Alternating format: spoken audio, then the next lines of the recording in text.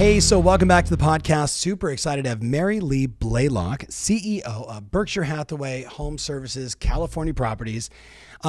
If you don't know this powerhouse, she is a CEO. She is a rock star amongst rock stars.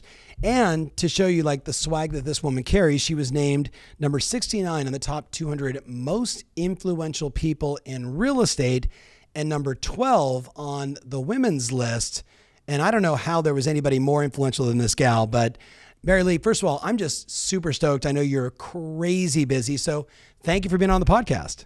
It is truly my pleasure. I mean, we've had enough conversations over the years, Tom, where I think we will have enough energy for people to glean from for like a lifetime. Awesome. Thrilled to be here. Absolutely, yeah. So there's no doubt. And I know like for the person listening right now, like I actually wrote down my goal is really twofold. I want the young gal listening right now who might be 15 or 35 who is listening to my podcast and she's like, wait a minute, this gal's like a CEO of this like 3,000 agent company, a mortgage company, title, escrow, all like that sounds really busy. Like, how did she get there? I want to talk about that.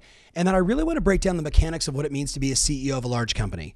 And then I'm going to go into some insights on from your perspective on, what about that person who's running a 30-person company or a 300-person company or a 1,500-person company or a brand new agent and everything under the sun, because you have that depth of experience.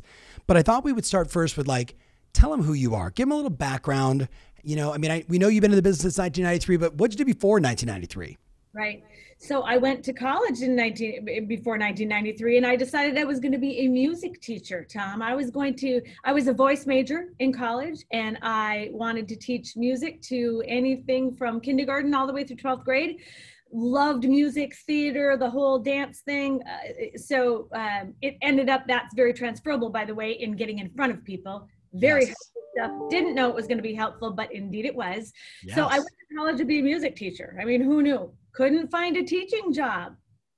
Happened to be living in an apartment that was foreclosed upon. So in that process of the foreclosure, the bank representative said to me, you should get into real estate, because I was the assistant manager of the apartment complex, of course, to help subsidize my rent. So exactly. It was self-propelled. I decided I was going to help myself financially, get a little business under my belt, couldn't find a teaching job, foreclosed, decided to try real estate, got my license. And so I just decided I could do this. I can do this. Why can't I do this? Right. So we're talking, 1993, you're living in an apartment. It gets foreclosed on. You're also kind of co-managing the apartment, right? To save a few shekels. I love that. You wanted to be a music, I never knew that about you, and I've known you for a long time, but I have seen you dance with the stars and, right? Like Maxine Gellens and, the unbelievable experience that was. So I'm not shocked. And it's interesting. Yesterday I had Joseph McClendon III, who is partners with Tony Robbins for the last 30 plus years.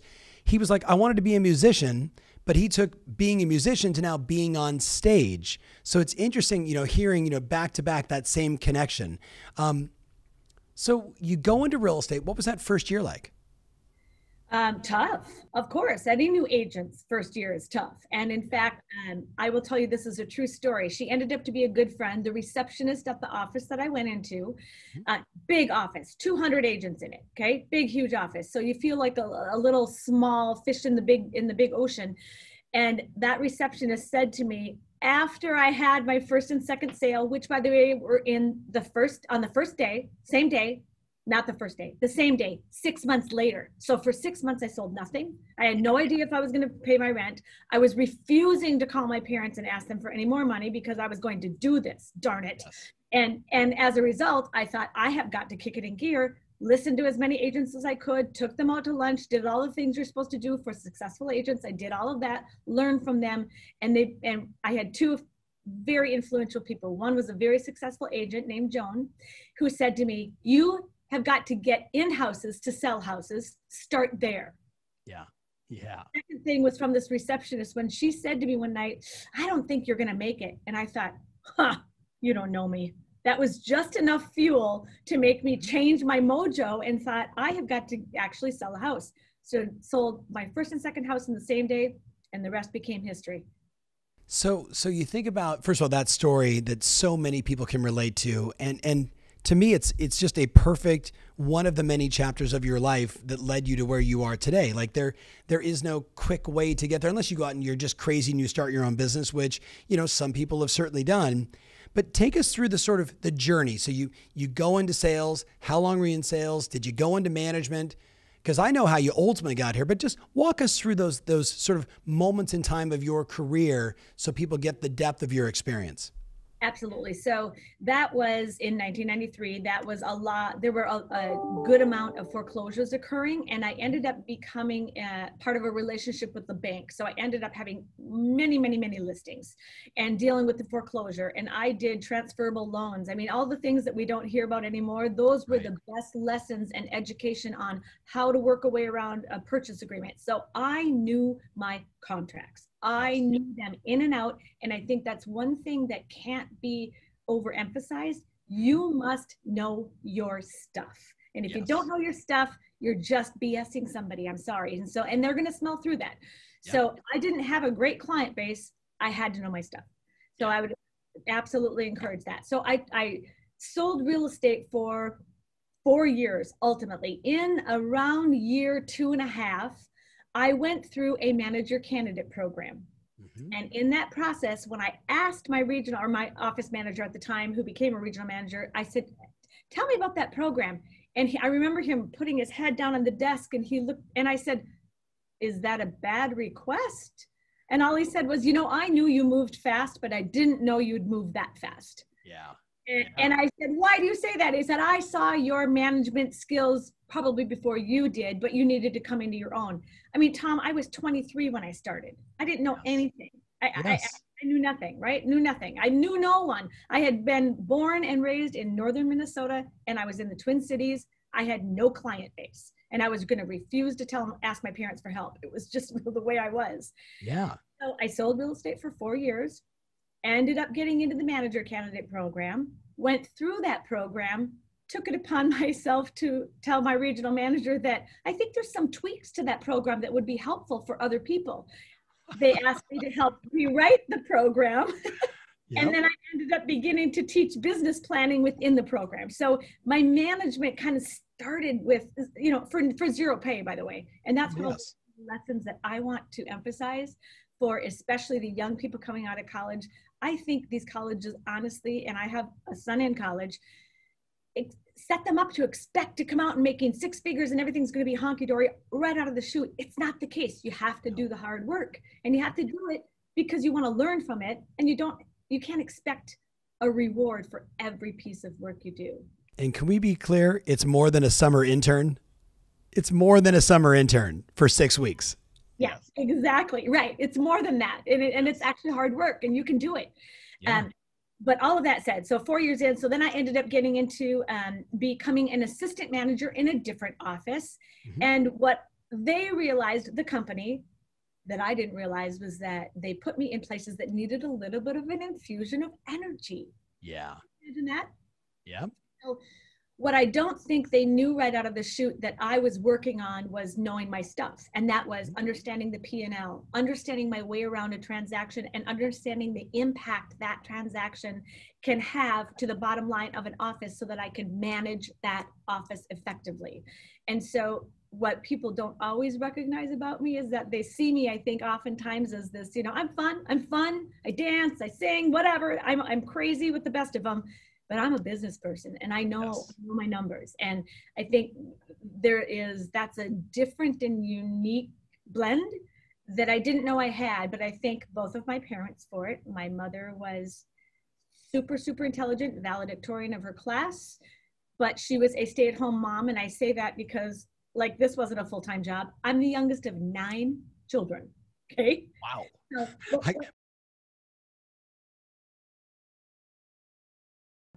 Whoa. So there's so many lessons that came built in being the youngest, because I had to prove myself in everything I did, everything, all of my life. You don't realize that those are lessons that will become beneficial for you. My father owned his own business, raised 9 kids, sent us all to college, paid for every cent of it. That is unique. I learned business more from him than I realized. And so that blend kind of enabled me to kind of get where I was and understand my path as I became an entrepreneur in real estate myself, as well as taking it to that next level of becoming manager.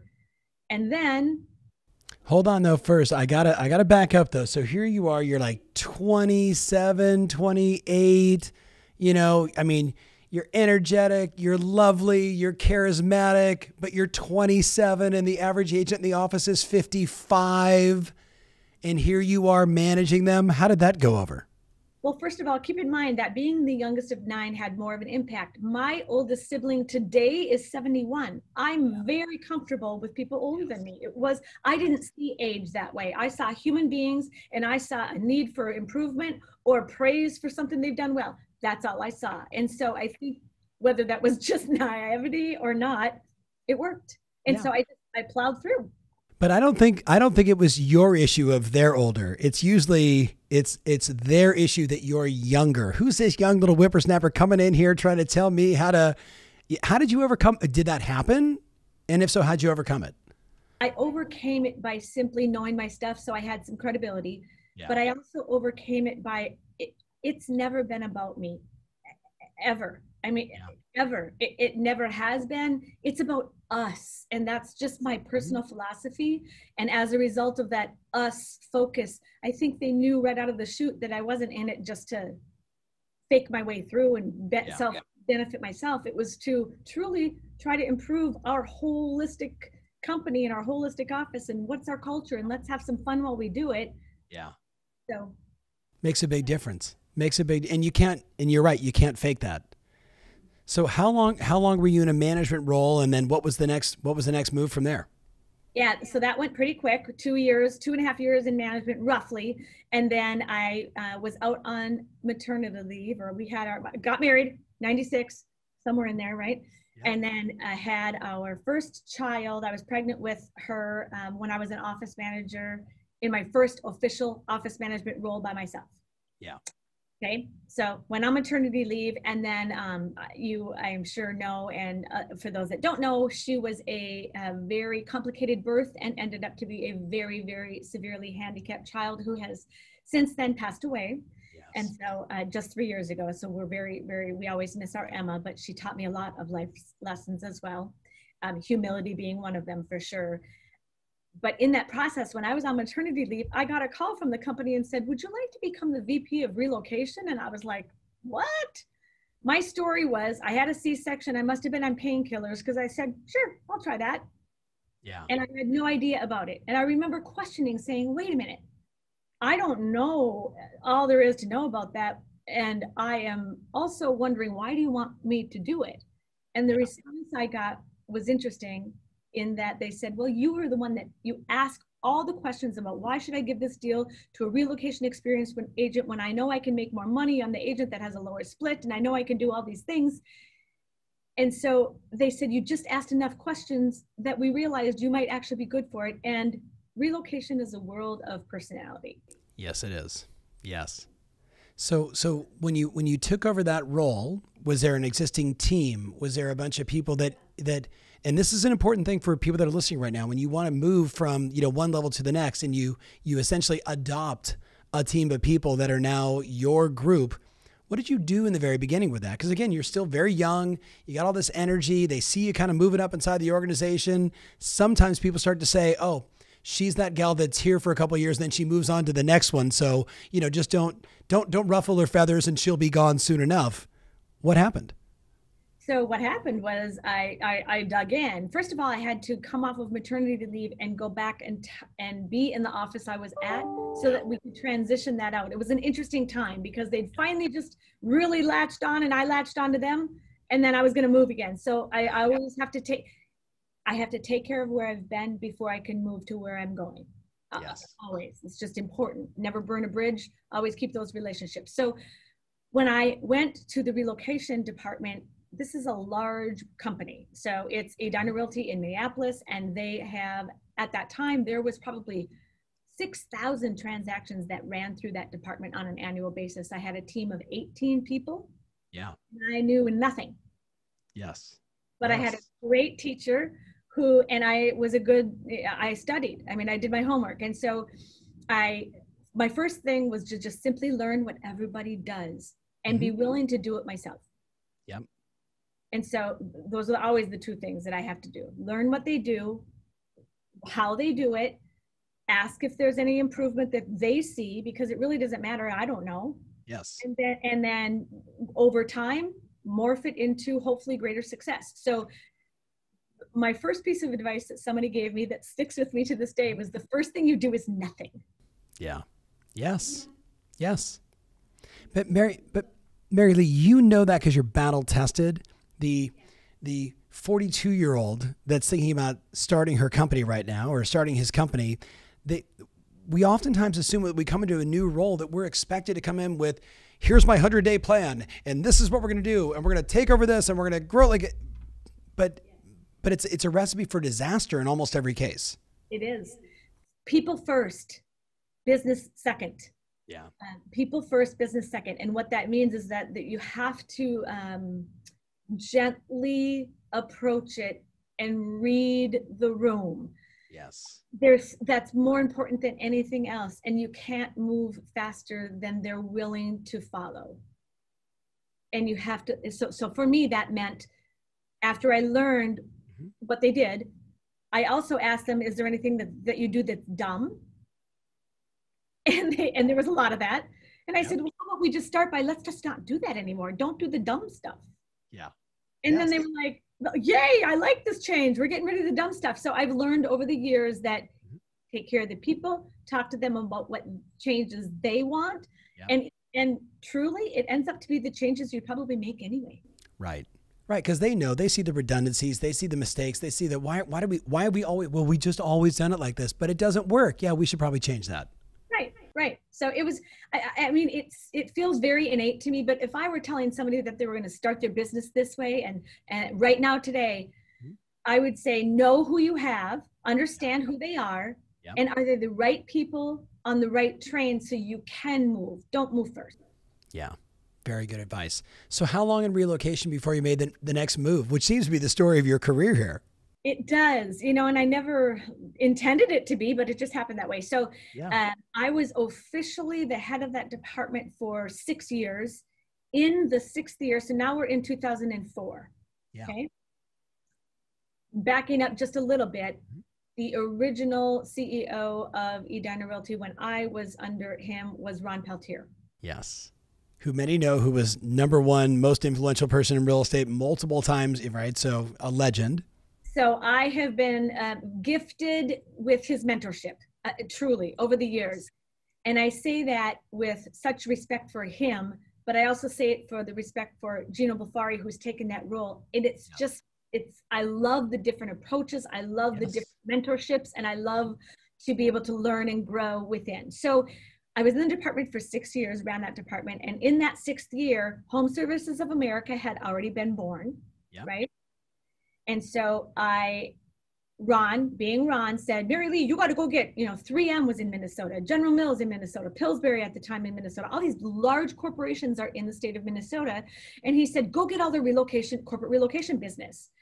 So I tried, but I was Edina Realty, and there's nothing wrong with being a local company, but perception wins, and perception was only local.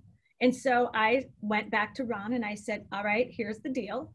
I am willing, if you are willing, to have a national and potentially international relocation company that I think, based upon the heels of HomeServices of America, could be called HomeServices Relocation. And I would love to start that company with, your money. It would be great. And willing to do the work. It's not going to make money in the first year. Yep. You need to know that. But it will make money in the 2nd year, and I have a path. And then I went through my whole plan and laid it out for a 2-year plan. And he was gracious enough to say, go. I started with 2 employees. So I was in a department doing 6,000 transactions. Everything was humming along. Yes. And here I completely left a very solid environment. Very safe, making good money, and did something crazy. Very comfortable. I did something completely crazy. And I was told that it was kind of crazy by a few people. But The other people that were telling me it was going to be okay were, in my opinion, at that time, heavier, more influential to me. Yes. So I listened intently and made a informed decision, jumped ship. And in 2004, for that 1 year, I was a crazy person where I ran the relocation department at Edina, and I started HomeServices relocation. Crazy. Then through different acquisitions and different growth, I was the chief bottle washer, coffee maker, salesperson, PowerPoint presenter, all of it. The RFPs came in, I filled them out myself. Yep. It was all kind of one person, along with another right-hand guy who is fabulous, still there to this day. And we just made it work. And we were hungry, and I was hungry. And we went from initially about 200 moves to 300 moves. And my clientele were corporations. So keep in mind, I've learned real estate transactions. I went through foreclosure, learned how banks work. I had the training, and I got to teach business planning. So it forces you to know it yourself, creating a business plan, knowing how to execute on it. Then I get into selling corporations. Now I have all of this real estate knowledge and all of the title, lending knowledge that comes along with all of those deals. And I get to talk to corporations and then get grilled on the taxation of relocatees by the CFO of these companies. Right. And that was interesting, but you probably learned a lot in that experience. Unbelievably so. Yeah. And I learned a lot about how corporate America affects real estate, and how real estate affects corporate America, how they blend, how they mirror, how they don't. When the real estate market is fast, corporations don't have to offer as many buyouts to transferees. Yep. It's very intertwined, much more than I realized, and I loved that education. So then I was there from 2004 to 2014 until I came here. And I became the president of HomeServices Relocation, ended up with about, I would say, 55 clients, corporate clients. We did about 1,300 moves annually, and including setting up the national lending arm, along with, at that time, HomeServices Lending, now Prosperity Home Mortgage. For that organization, got all those licensed loan officers in 36 of the 50 states. I just did more than I ever imagined I would even consider doing, because it just needed to get done. So I just did it. So someone's going to be listening to this, and I know because it's going through my head, because I'm thinking to myself, first of all, thank goodness you didn't become a school teacher, right? And then also, thank goodness you were the number 9 child of 9, right? So you have to be scrappy. Right? It's not like there's 2 kids and you're the baby, right? When you're number 9, they're like, who's that one again? Right? Like, you got to be scrappy and right. Yes. But I want to go back. I mean, because you talked about Emma, and I was really grateful you did, because I wanted to bring it up, but I didn't say it to you before we got started. And so I'm grateful you did, because anyone in their right mind is going to say, wait a minute, like, this woman was doing all of that, and she had a disabled child at home, right? And you have another child, right? So like, how did you manage your life while you were out building all of this? How did you balance the two? Like, did it work? Did it not work? Like, give us some insight there. Oh my gosh, it was nuts. My husband, brilliant engineer, worked full time. I'm doing this, working full time. In 1999, we had Emma. Mm-hmm. In 2001, we had our first son. In 2005, we had our second son. Yeah. Okay? So, I mean, like, why not? Why not? Why? Yeah. And in the middle of that, you started a new company. Right. All of that. I mean, I was like, maybe I was just sleep deprived enough to believe I could do it. Mm-hmm. I mean, there's some truth to that. True story in all of that. I went to the optometrist because all of a sudden I was, I was feeling like I needed cheater glasses. Can you believe that? Yeah. Yeah. Right. So I go there and I have had Emma, and then I have this newborn Connor. Mm-hmm. And she says, well, have you been getting enough sleep? No. Have you been under any extra stress? Yeah. I finally just looked at this poor woman and I said, listen, I am such a weird, unique case. I don't want to tell you my life history. I just need glasses. Okay. Because I have to go. I got a meeting. I'm busy. I got things to do. Yes. So backing up to Emma, Emma was severely, severely handicapped, and talk about the power of a fabulous family. Yeah. My sister, who is 2 years older than me in age, quit her job to take care of Emma in our home. She came to our house every day and got her up, got her going so that I could get my other children out the door, and my husband was the pickup on the way in. And everything was about a shift change in our house. But the only reason it worked is because we basically had three parents, and my sister gave her life for our life. And it was wonderful. Yeah, that's beautiful. That's beautiful. And I know, for a lot of people listening, like it's always the balance of ambition and desire and family, and then the way we're raised and the rules that we have for our life and our values. And, I know you, so I know where your heart is. I appreciate you sharing that, because I guarantee someone would have been like, Ferry, why didn't you ask? Right? Yeah. Oh, absolutely. And, I'll just carry it through that she lived until she was 17. Yeah. And she was she had 13 surgeries. She was in body casts twice. She could never speak, but she lit up a room like nobody's business. And if any of us think that we have troubles, just go to a specialty healthcare children's waiting room, and it will pick you right up. Yeah. Yeah. I'm a part of a group. I'm on the board of a company called Miracles for Kids. And it's children that have stage 4 lung cancer, and they're 2 years old. And there's almost little to no hope. Right. And yet people are like, well, why would you do it? I'm like, because I think about the mom who's usually a single mom who's got 2 kids who can't work.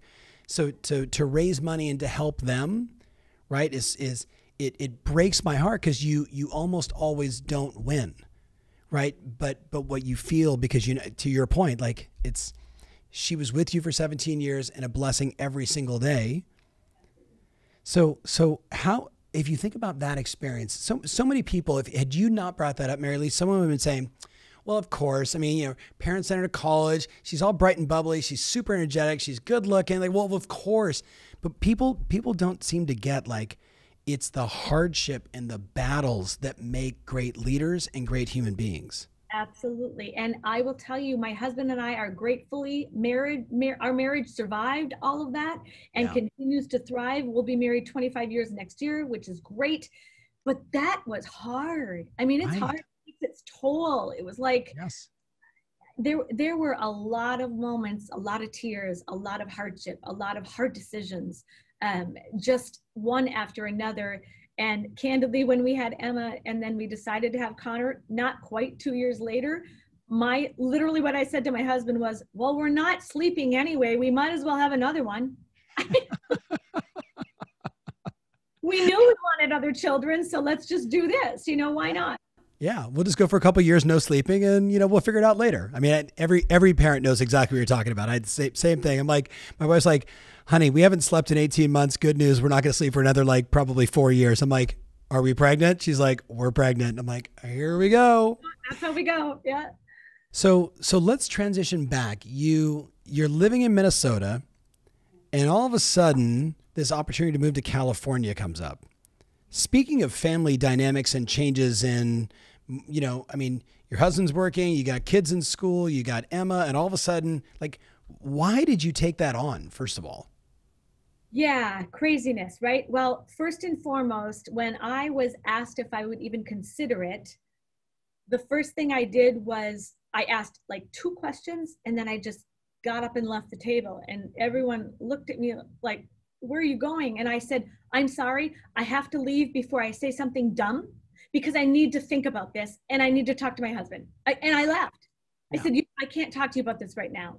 I wasn't ready to have an in-depth conversation. So one thing I've learned about myself over the years is that I know when I have to back off of a conversation, back off of a situation, get out of my own head and out of my own way, and go find reason. So I absolutely did that. And it was critical that I did. And I called my husband and said, we're going to need to have a bottle of wine tonight on this one. And again, keep in mind, he's an engineer. Yeah. So high eye on the disc profile. Not. Yeah, 100%. And all he said was, okay. He never worries. He didn't ask me what it's about. He just said, okay. I'll be home at whatever time and let's go. So we got the kids to bed, had a glass of wine, and I said, here's what's going on. It's an opportunity to originally become the general manager and the senior VP and general manager of the company I'm at now. And here's what it could potentially mean for my career, but I'm not really sure. And I don't really know. All I know is that I know this company on paper because part of my experience having been part of HomeServices was that I got to be part of due diligence for acquisitions that they made. And I loved that. And in that process, I knew this company on paper. Yes. But I didn't know the people. So it was forcing me to look at things backwards, if you recall, from how I generally looked at things. For sure. First, business later. I knew business first. I had no idea about the people. But at that point in my career, I also knew that, here's what I said to my husband. Here's the deal. You are a senior engineer. You are in a great place and you're brilliant and you're good at what you do. And I am the president of relocation and hope I will continue to grow it organically and make it all work. And we're in a good place and we don't have to move. And he asked me a few clarifying questions. And then he literally looked at me and he said, can you look me square in the eye and tell me from your heart that this will be good for you and your career? Then I say, let's go. And that was that. And I said, I think it can be. And then I jumped in his arms and said, you are the most amazing man. And he was done with it. Because again, engineer. Yeah. Literally about a week later, I was like, we got to sit down and talk about this. And he goes, why? We're done. I mean, he was he's like, I built an Excel spreadsheet and just said, we're going to move on this day. And this is, it's done. That's it. It was funny. So anyway, and then we decided to do it. And again, that took, whew. Okay, so now you and I both know, because I've got history with your company that dates. I mean, the original founder of the company was my first, call it enterprise client, like a week into starting my company 17 years ago. And I watched him sell the company and then retire and then NIDA. And then literally for the people that are listening or watching, I want to say 5 or 6 CEOs over the course of a pretty short period of time. So when I heard that you took the role, right, I was like, stability, Midwest, Minnesota, Southern California, La Jolla, Del Mar, Santa Barbara, LA, Manhattan Beach. I'm like, this is going to be interesting. Mm-hmm. So, and interesting it was. So, I mean, and again, you and I both know the market is uber competitive. We've had new competitors come in the marketplace, as we always do, and we always will, right? But through it all, you have persevered. But I want to go back to that first year. You had the unfair advantage because you were kind of GM and, you were in the business, but you didn't have the big seat. Right. So maybe go back to the GM role and then the big seat role and go forward. Yeah, I learned so much. I call it drinking from a fire hose. It was an incredible amount of information to take in and personalities to understand and learn every facet of the company from the inside out, not the outside in. It's completely different. It's like looking under the covers and you realize, whoa, I don't know if I want to look under there sometimes. Right. And so it was so intense and so exhausting mentally. I wasn't sure what I've done, honestly. Now I will tell you there's another aspect of that I don't talk about very often, but I will openly talk about it now because I think it's past. And that is, I was definitely originally perceived as the plant from the parent company. Yeah. Oh, I remember. Who is this woman? Yeah. She doesn't know us. We don't know her. She definitely doesn't know our market. She doesn't understand how we do business, why we do business the way we do business. Yeah. And on top of it, I'm going to scrutinize what she wears, how her hair is, what she smells like, what she says. And I'm pretty sure I'm going to find something in all that to shoot her down. I mean, that is definitely, it was every day, Tom, I did my deep breath. And my own little mantra that I say to myself is just, I do my deep breath. I get my head in the right place after I've dealt with whatever children I have to drop off or whatever. Yeah. Because it's always mom first, wife first, mom first, then work. Mm-hmm. And what I always say is, let's go. And when I get out of my car, I'm on go. Yeah. So I think every listener, I really hope you pay attention and got that, because, you know, this is the executive dilemma that most people don't talk about, right? You're sent in from corporate to come and turn this thing around. And immediately everybody's like, okay, who's the new bitch? How's this going to work? Right? Like, you know, who's the new guy? I'm looking at two of my teammates who have a new VP who just stepped in, right? Like, okay, who's this person? And, you know, we had turnover in that role. Is this just the next one? You went through all that, but there was thousands of agents and hundreds of people in management, and everybody's looking at you smiling with a gun under the table. Yes, they were. How did you overcome that? Mentally, really tough. Yeah. I would say about 7 months in, this truly happened. I came home from work one day. I don't know what god awful look I had on my face, but my husband, I'll never forget, he was in the sink doing something. He turned and looked at me, and he dropped the dishes into the sink, and he just opened his arms, and I sobbed. Yeah. I just sobbed. And Yeah. he said, do you want to talk about it? And I said, I don't know what it is. Yeah, I don't know what the it would be to talk about. Right. So I guess I say that because mentally I knew all of that was going on, and I am a compartmentalizer, and that forced me to refine that so well, because I knew that I was making good decisions where I could, and that I was listening intently and learning as best I could. Mm-hmm. And if I can say that honestly to myself, I'm doing the very, very best I can. And I am incorporating everyone else who all wanted, when I short-term discovered everyone wanted this company to succeed as much as I did. Yep. It was easy. It became easy. I thought, this isn't just me trying to do this. This is us. But I had to learn that first. And that was a mental exhaustion to overcome those. You know, they never said it, of course, but I knew it. And so I just had to be okay with me. I'm okay. Who's going to be with me on my deathbed? Hopefully my family. None of these other people. It's okay. Right. But you go back to, you know, being the assistant manager. It was the same thing. Taking over your first office. It was the same thing. Going into relocation. It was the same thing. People. What people need to understand is that when you're taking over an organization that has 3,000 people in 4 different counties, and you got to get to know every one of them, and they got to get to know you, that's exhausting. But the same rule still applies. But you were also responsible for day-to-day operations of the business. Yeah. And the company, like all companies, is always under attack and looking to grow in other areas. And, you know, I'm sure an agent walked in on day one and said, hi, I'm, you know, Frank from LA, and we haven't met yet, but I'd like an increase in my commission split, or I'm leaving. Hi, what was your name again? Yeah, exactly. That is exactly it. And I just rolled with it and said, I don't blame you for wanting that. I want a whole bunch of more money too. I'm with you. I mean, that's when that was a great script, by the way. That's when my personality comes out, because I'm like, hey, I don't blame you for asking. If you don't ask, you certainly don't get, but you always, right. So my philosophy on saying no in certain scenarios is that it's a eloquent gift that eventually over time, I think we all need to continue to refine, to have someone hear no and thank you. Yeah. Hear no and thank you. That's big. That's hard. That's hard, because no for a lot of people is like, oh, it's rejecting, and it's, you don't love me and you don't care enough for me, or I don't feel valued. How do you do that? What's your secret sauce?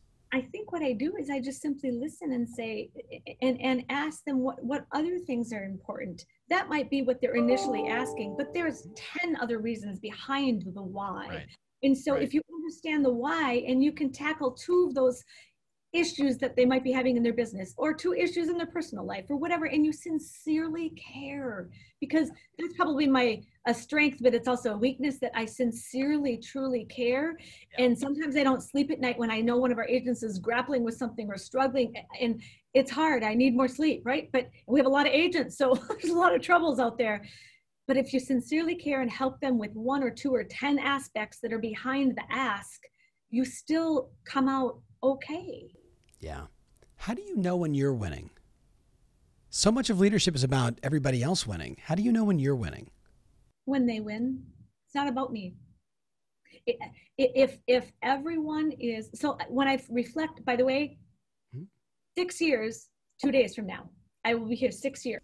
Happy. Wait, hold on. 6 years. Are you leaving? No, no, but I get asked that still to this day often. Oh, for sure. I still bought a house. We still Yes. moved everything. I'm still Yes. not going anywhere. You know, I'm kind of stubborn. You're going to have to deal with me, right? Yes, I love it. And so I overcome all of that through just consistent perseverance and almost, I don't know, just rewinding and re-listening and really truly caring and conveying that care and doing the best I can and saying, I don't have all the answers. Admitting you don't know. That's another, I don't know. You're actually dovetailing in, and you dropped so many nuggets and bombs along the way. But one of the notes I wrote down is just kind of reflecting back on, your 27 years. If you had to just sort of whittle down 2 or 3 or 4 sort of leadership lessons, because you've been dropping them all along. Yeah. But for you, like if you think about what are the 2, 3 things that, like, if someone just says, how do I become a better leader? Like, what are those 2 or 3 things for you? Yeah, I would say number 1, don't discount your worth. Know your own worth, and that you can add value, but never force it on the person that you're expecting a promotion from. You can't force that. Yep. You can demonstrate, you can explain, you can, if there's a little crack of a door, you got to know when to run through, but you can't force it. I would say that's probably number 1. Just know your worth. Know you probably can do a lot more, but just drop hints that are appropriate hints when you can, so that they believe it's their idea. Yeah.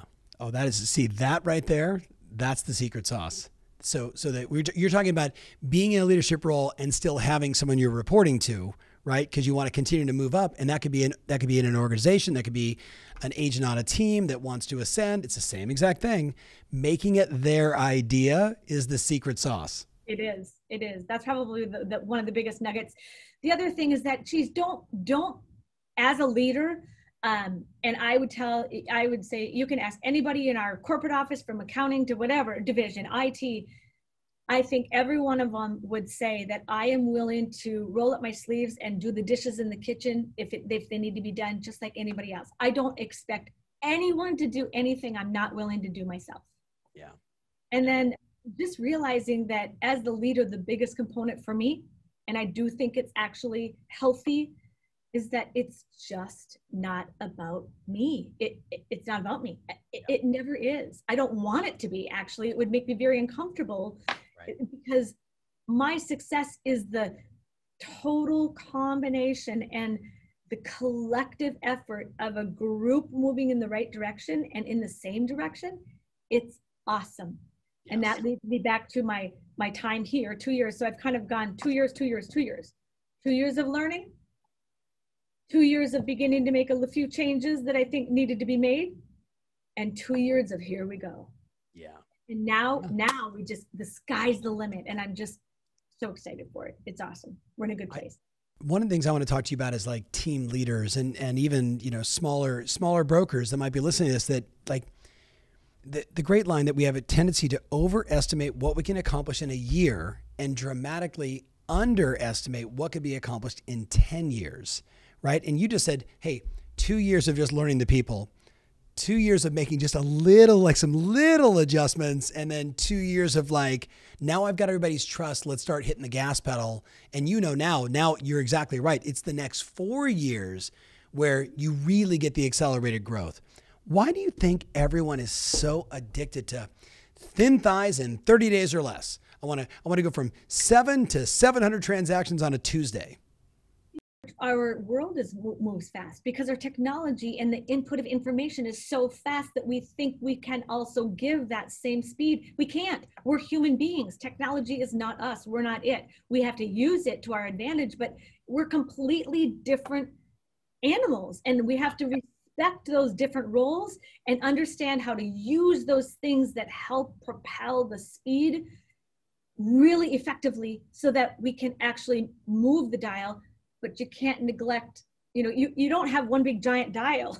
You have all these little dials, and every Exactly. one of them is as important as the other. You have to give them their just due diligence. So it's interesting. One of the things I want to talk to you about, I actually wrote down management methodology, EOS, OKRs, 4DX. There's all these different ways to essentially have a management approach to your business. And I know, Gino, who has been a dear friend I cold called Gino when I was 19 years old, trying to sell him a ticket to a Mike Ferry event. Like, that's how far back we go. Of course I sold him. Come on. How do you think I got him as a client? Right? I think I got him and like 5 more agents, and yes, the rest is history. He's a huge 4DX fan. I know, he's adopted that throughout the organization. The reason I bring that up is I'd love for you to say, so now here you are as a CEO. We're going into 2021. How do you begin to think about goals and budget and, mission and vision? And then how do you operationalize that throughout all the different divisions and companies and locations and people? So like, how do you do it? Yeah, it's hard. I mean, it's hard. It's an animal to deal with, but here's how I do it. And that 4DX concept that Gino has permeated throughout the entire organization falls right in line with my personal beliefs. So for me, it was very easy to adopt that because it's really about accountability. So backing up, when I talked about the 2 years, and we're in this wonderful phase of my 2 years of my 6-year tenure here, that we're in a place now where we can go. If we weren't and COVID hit, that would have been ugly. Okay. Yeah.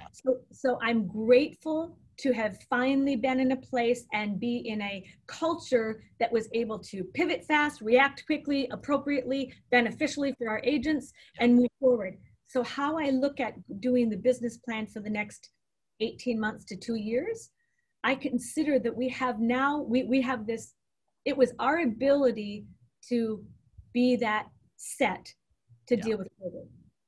Now our ability and what we've learned from COVID, some of this efficiencies of Zoom, like we're doing, all this stuff is great.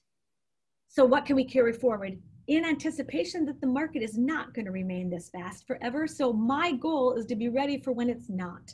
Yes. And so it's trying to anticipate the changes that will yet to come by articulating that to our managers. We need to communicate that. First of all, we have a vision. We are not just reactionary to today. We have got to plan for tomorrow. What does tomorrow look like? We ultimately don't know. But my suspect is that, while interest rates might remain low and everything for 21, what about 22? We got to be ready for 22. Yep. And understanding what my obligation is to the organization and to the agents so that I openly and honestly communicate that this is a great ride that we're having, but it's going to change. It always does. Real estate is very cyclical and very, it changes on a dime. Yep. What are we doing to prepare for that?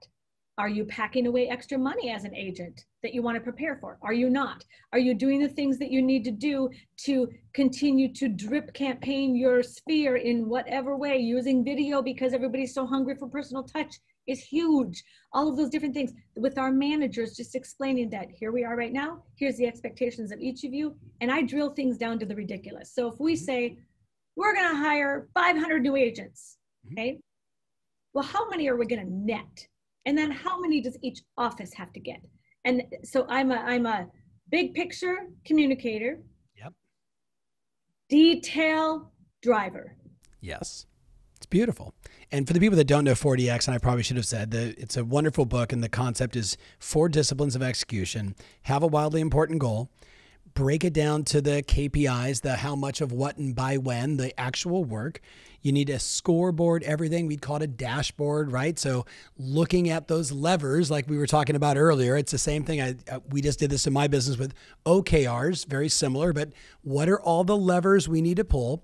And then the last one is the cadence of accountability, which means it's how much of what and by when and how did you do? Right. And it's a tiny little box. There's no room for a story. Just tell me yes or no. Did you do it? Right.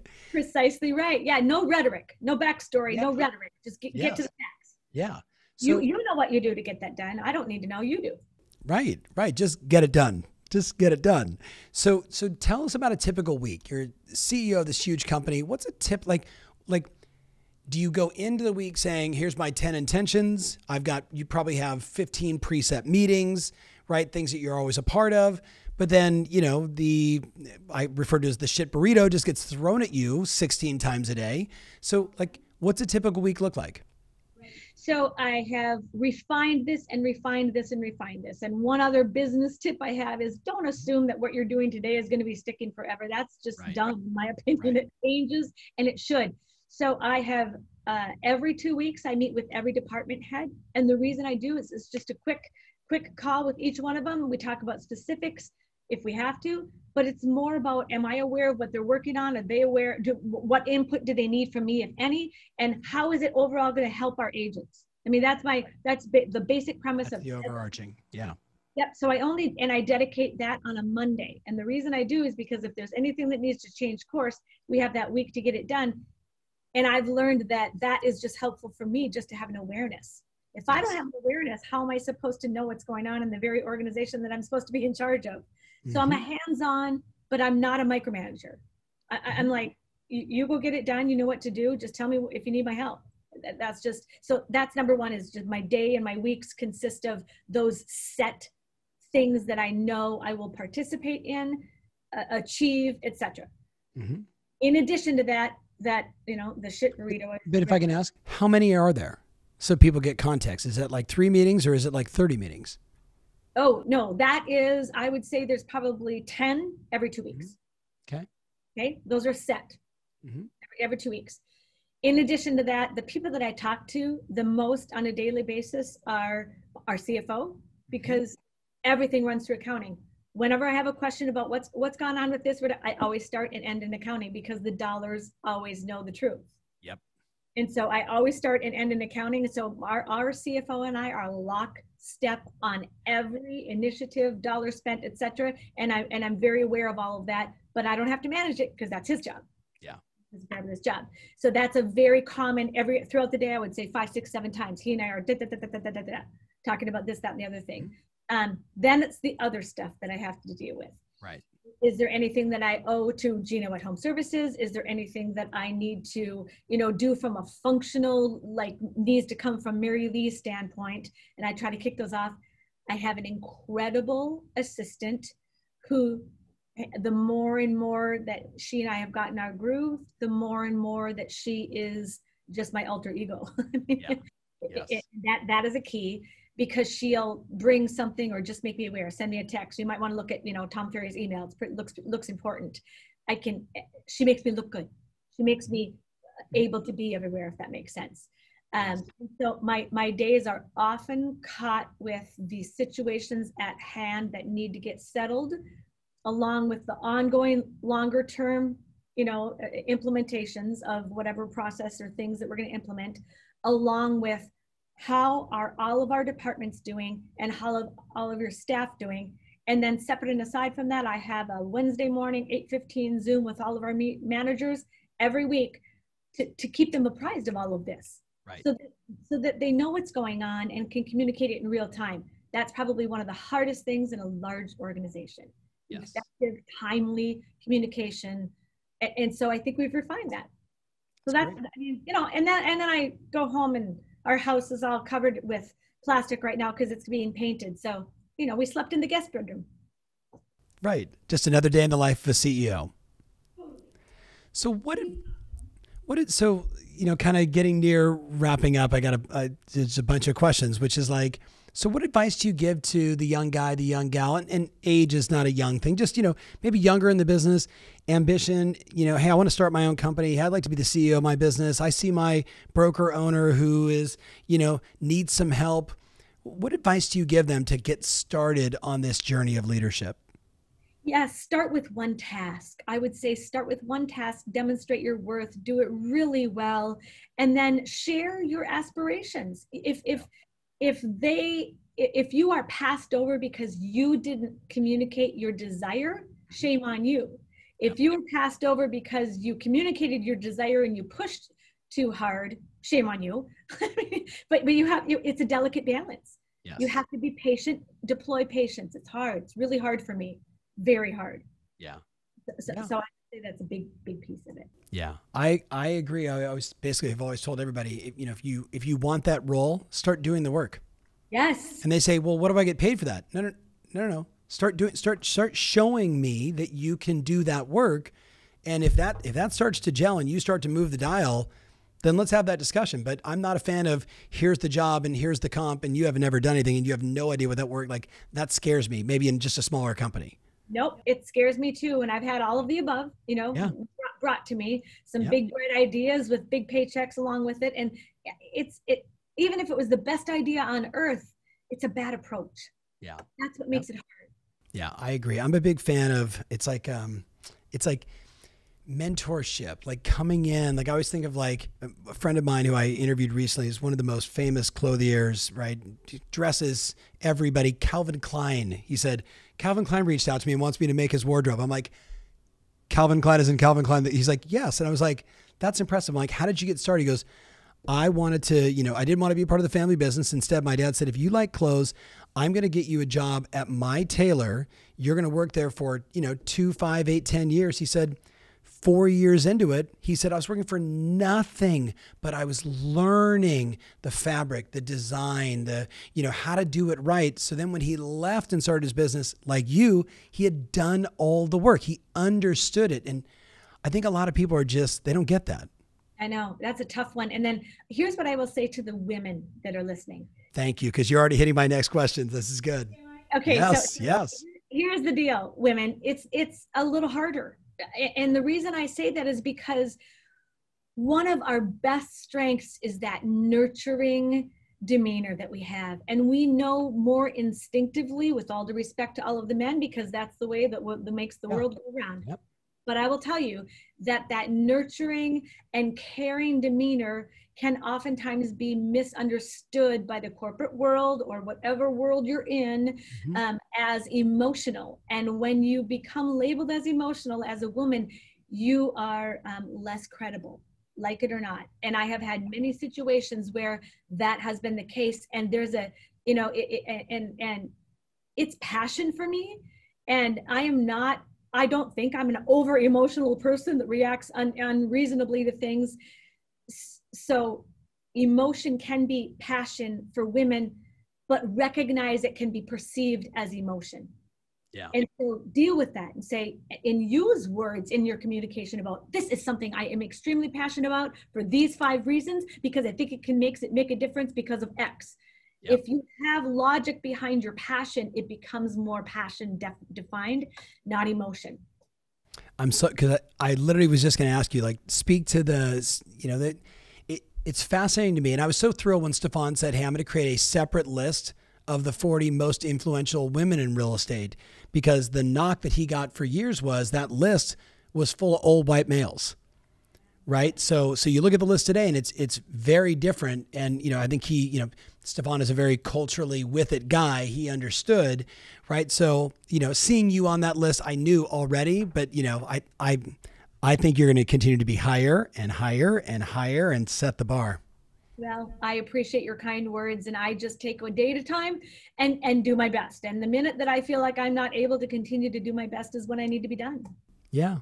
Well, with that said, as we wrap up this podcast, which thank you so much. I mean, there's just so many insights here, for men and for women and for CEOs and entrepreneurs and agents and everything under the sun. If you could say one last thing to the entire industry, but it was the last thing you could say to the industry, what would you say? I would say, work hard, work smart. Earn it. Do not expect it. Whether that's a listing, whether that's a buyer, whether that's a company, whether that's a position, whether that's whatever it is, you have got to earn it. No one should just give you anything. It's not healthy. Earn it. Don't expect it. It's beautiful. It's beautiful. I love it. I love you. So thank you, my dear. And as we record this, there's 92 days left between now and Happy New Year's. So I can't wait to hear about your success on my Saturday morning call with Gino Blafari. So thank you for being so generous. Thank you for sharing, and just thank you for being you. And I wish you a kick-ass fourth quarter and an unbelievable 2021. Thank you so much, Mary Lee. Thank you, my dear. Good to talk with you, Tom. As always, same to you. Bye. All right. See you soon.